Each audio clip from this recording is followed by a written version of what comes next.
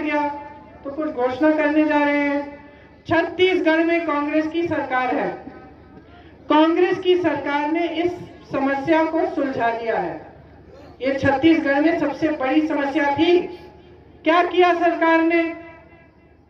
सरकार ने कहा कि आप अगर छुट्टे जानवर का देखभाल करोगे तो सरकार आपसे 2 रुपए किलो जानवर का गोबर खरीदेगी।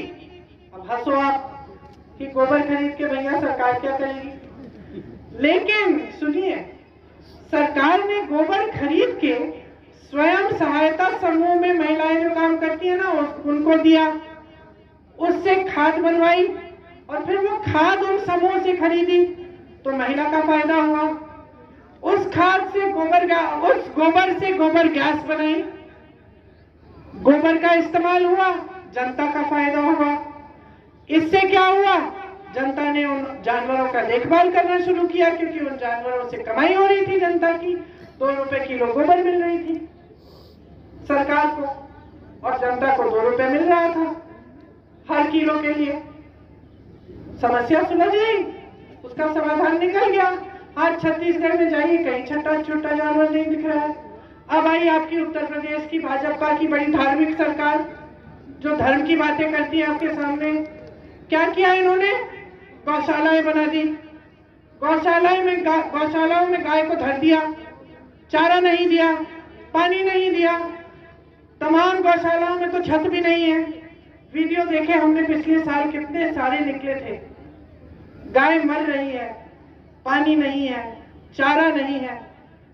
जेसीबी से उठा के 10-10 गाय को यूं धरा जा रहा है, उनके ऊपर मिट्टी डाली जा रही है। जिंदा है उसको गाड़ा जा रहा है। कुत्ते घूम रहे हैं और गाय को यूं चुग रहे हैं, गाय के घाव को नोच रहे हैं, खा रहे हैं जिंदा गाय को। ये है इनका धर्म, ये है इनका बनावटी धर्म जिस आधार पर आपसे ये मांग रहे हैं वोट। सबसे बड़ा धर्म नेता का सेवा होता है, यही भगवत गीता में लिखा है। सही है। किसी भी पंडित से पूछ लीजिए, किसी भी ग्रंथ को पढ़ लीजिए, चाहे वो भगवत गीता हो, चाहे मुसलमानों से पूछिए कुरान शरीफ में क्या लिखा है, चाहे बौद्ध धर्म में पूछिए कि बुद्ध भगवान ने क्या कहा था, चाहे ईसाइयों से पूछिए कि उनके ईसा मसीह ने क्या कहा था। सबने एक ही चीज कही थी नेता के लिए, सबसे बड़ा धर्म आपका है सेवा, और इस धर्म को इस्तेमाल मत करो। सब धर्मों में लिखा है कि धर्म का दुरुपयोग नहीं करना चाहिए। ये धर्म का दुरुपयोग करके आपके सामने धर्म के आधार पर वोट मांग रहे हैं। समझ लीजिए, आपको गरीब रखने की साजिश है। इसी आधार पर राजनीति इस प्रदेश में दशकों से चल रही है और इससे आपका कुछ फायदा नहीं हुआ।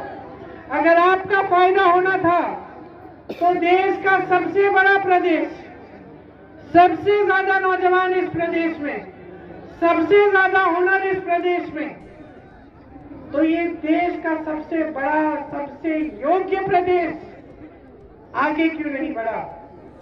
ये विकसित क्यों नहीं हुआ? यहाँ के लोग अमीर क्यों नहीं हो रहे हैं? गरीब क्यों होते चले जा रहे हैं? क्योंकि आपके हित में कोई काम नहीं करना चाहता, सिर्फ अपने हित में आपका इस्तेमाल किया जा रहा है। तो ये सब बातें कहने के लिए मैं यहाँ आई।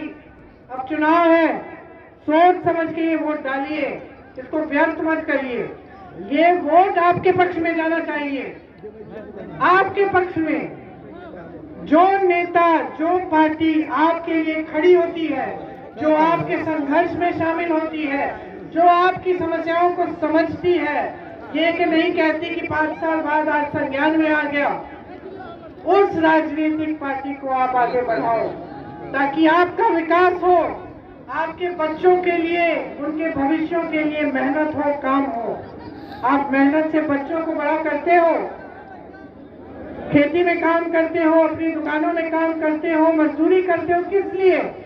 ताकि आपके बच्चे एक बड़े राशन पर निर्भर हो, कि बड़े होकर उनका भविष्य बने, कमाए, रोजगार मिले। तो आप अब इस बार एक ऐसी सरकार को बनाओ जो आपको रोजगार दिलवाए, जो आपके प्रदेश को विकसित करे, जो आपका हक आपके हाथों में दे। और ये सरकार सिर्फ और सिर्फ कांग्रेस पार्टी दे सकती है आपको। कांग्रेस पार्टी के नेता इस देश के लिए शहीद हुए। इस देश की आजादी की लड़ाई कांग्रेस पार्टी ने लड़ी किस लिए? ताकि आप सब आजाद हो, ताकि आप सब आजाद हो। आज आप आजाद नहीं हो। जब तक आप गरीब रहोगे, जब तक आप आत्मनिर्भर नहीं होगे, तब तक आप आजाद नहीं होगे। तब तक आपको ऐसे राजनीतिक दल गुलाम बनाए जाएंगे ताकि वो अपना स्वार्थ साध पाए। ये बात समझ लो। आपको अपनी आजादी चाहिए तो आपको कमाना पड़ेगा। आपको कमाने के लिए आपको रोजगार देना पड़ेगा सरकार को। आपको कमाने के लिए मदद करनी पड़ेगी। आपके भविष्य को उज्जवल बनाने का काम करना पड़ेगा और ये काम करने के लिए हम सब तैयार हैं। 3 ले लो। हम कह रहे हैं छात्राओं को मुफ्त मोबाइल फोन देंगे ताकि ऑनलाइन पढ़ाई कर सके, आगे बढ़ सके। हम कह रहे हैं इंटर की छात्राओं को हम स्कूटी देंगे ताकि और भी आगे बढ़ पाए। लेकिन हम साथ साथ कह रहे हैं कि आपको सशक्त करने की जिम्मेदारी हमारी है। हम चाहते हैं कि महिलाएं भी अपने पैरों पे खड़े हों, महिलाएं भी कमाएं, महिलाएं भी घर में भागीदार हों कमाई में। इसीलिए 40% सरकारी रोजगार हम महिलाओं को दिलवाएंगे। मेरी यहाँ पुलिसकर्मी बहनें खड़ी हैं। 25% भर्ती पुलिस में हम महिलाओं की कराएंगे ताकि हर पुलिस स्टेशन पे आपको महिलाएं मिले। और मैं जानती हूँ आपकी भी समस्या है कि जहां आप रहते हो वहां आपकी पोस्टिंग नहीं होती, दूर दूर होती है। इसलिए हम कह रहे हैं कि आपकी पोस्टिंग जहां आप रहते हो उसी जिले में की जाएगी। मुझे हिरासत में लिया था तो 2 बहनें थी पुलिस वाली, और मैंने पूछा 4 बजे है सुबह, लखीमपुर केरी का वो हादसा हुआ था, वहां जा रही थी मैं उनके किसान के परिवारों से मिलने। 4 बजे सुबह थी। महिला पुलिसकर्मी मेरे साथ जीप पे बैठी थी और जब मैंने पूछा कि आपकी पोस्ट, आप रहते कहाँ हो, इतनी दूर रह रही थी। 4 बजे सुबह सड़क पे खड़ी हुई थी मुझे हिरासत में लेने के लिए। मैं सोच रही थी कि किन परिस्थितियों में ये बेचारी काम कर रही है, कौन इनकी सुनवाई कर रहा है। उसी तरह से चाहे नौजवान की, चाहे महिलाओं की, चाहे किसान की, चाहे किसी की भी, आज इस प्रदेश में, देश में किसी गरीब की, किसी मिडिल क्लास के इंसान की सुनवाई नहीं है।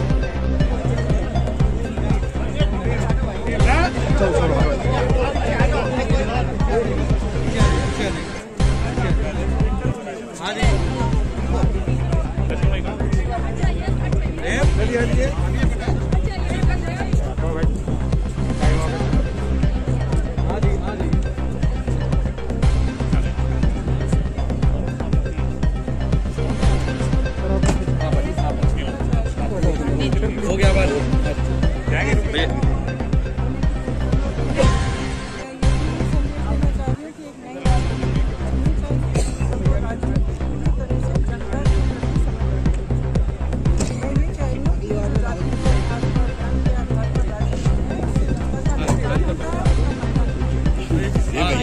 क्या करोगे? रुक जाइए, रुक जाइए।